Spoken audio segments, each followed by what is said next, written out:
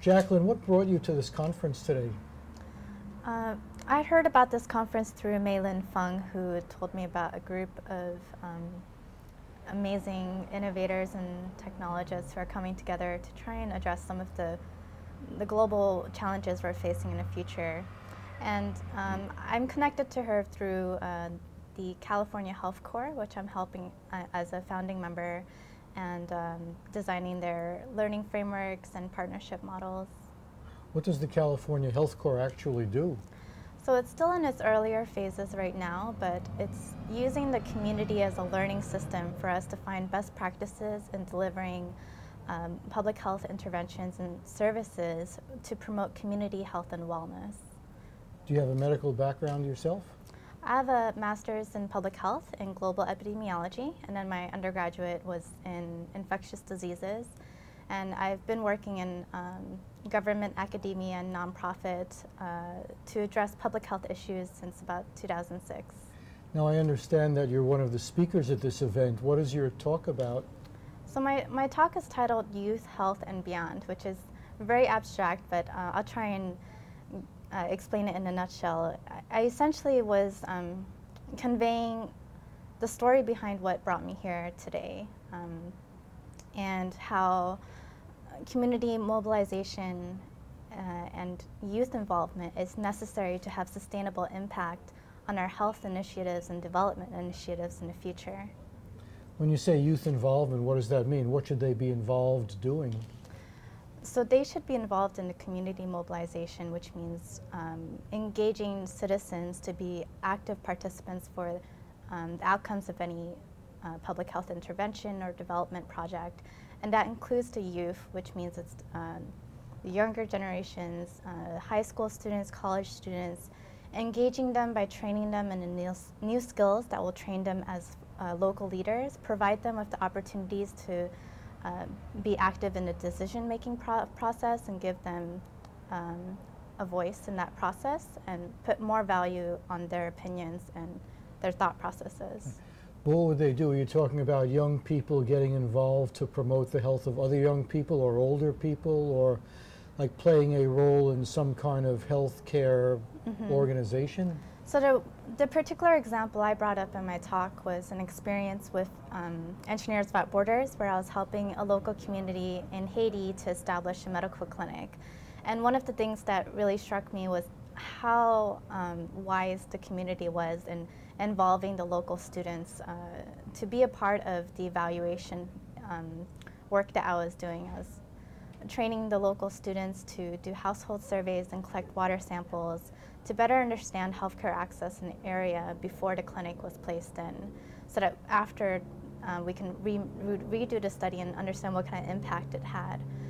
And this set the forefront for them to be an active participant in the clinic project, be involved, and then go on to become leaders themselves. These were selected by the local community to have special training in survey administration and water collection.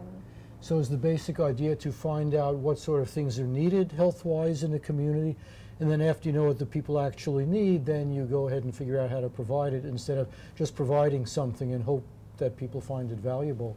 Yeah, I think it's really important to accurately assess the community's needs, instead of imposing what our ideas are of their needs. So I think it has to be emergent from the community itself, and also through the voices of the youth. So understanding their struggles and their frustrations and pulling from that as a part of the community needs.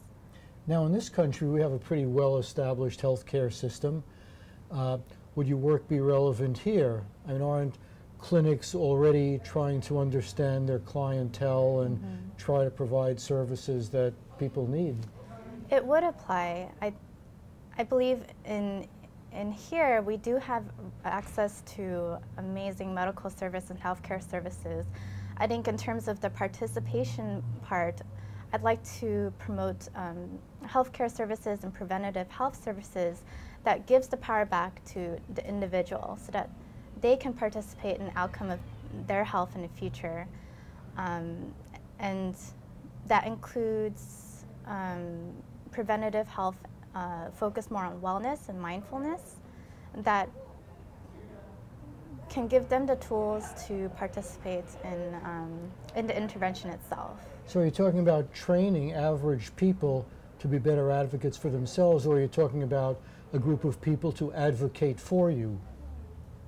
In other words, do it for you, or as opposed to educating the people to know what questions to ask and know how to approach their own health care? More so the former, training them and educating them about what it takes to prevent obesity, recognizing what are the risk factors for obesity and how can you prevent it. Instead of waiting until someone is obese and then they're old and they've already acclimated to certain lifestyles, it's way down the pipeline. I'm hoping to train the next generation of people to think more in the mindset that the people have control over their future individually and their health. Wasn't there already a lot of effort to control undesirable behavior? Like in many places you're forbidden to smoke. In some places you're not allowed to buy 32-ounce sodas. And what are you adding to that? Because it seems like there's already a fairly well-funded effort to tell people what they shouldn't be doing. So those are examples of changes in the built environment to influence people's behaviors. But what I hope to change is people's mindset going in. That is not that outside forces are necessarily affecting them, telling what them to do, but they themselves are making choices to affect their own outcomes. Now what if a person says, well, I know that eating all this sugar is bad for me, but I just like it so much I'm willing to take the chance because I'm getting immediate gratification now and the health problems might occur later if ever. I mean, it's not that they don't know that it's unhealthy, they just decided that they'd rather have the short-term pleasure. How do you deal with that? I think it's still an individual choice. I think we can still shape our environment and culture towards a more healthy mindset. And I think that the combination of the built environment and the empowerment at the individual and community level is what's going to shift cultural mindset on preventative health interventions. It's not just putting in a service, but rather changing the whole mindset of the people. Now, what do you hope is going to happen at this conference today that will push your work forward? So I hope that I gave voice to the other side of the picture, where it's more from the ground up perspective, utilizing grassroots mobilization and empowerment strategies and youth involvement as a foundation for development so that the community can be the ultimate drivers of outcomes and the ultimate drivers of their health and future. Okay, very good. We're just about out of time. Do you have any more comments you'd like to add before we wrap? You've got the whole audience listening to you, hanging on your every word. If there's anything you would just like to communicate to the public, this is your chance. What I'm getting a lot out of from this conference is that there's a lot of people mobilizing themselves already. I don't think I even need to say it. We're already doing it. We're mobilizing ourselves to change the world, change the things that we see are not working out.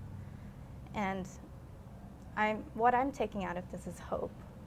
I'm gaining hope because I believe we're creating a whole new community of innovators and great thinkers that will create sustainable solutions for an equal chance of life for everyone in the future. Okay, very good. Thank you very much. Jacqueline.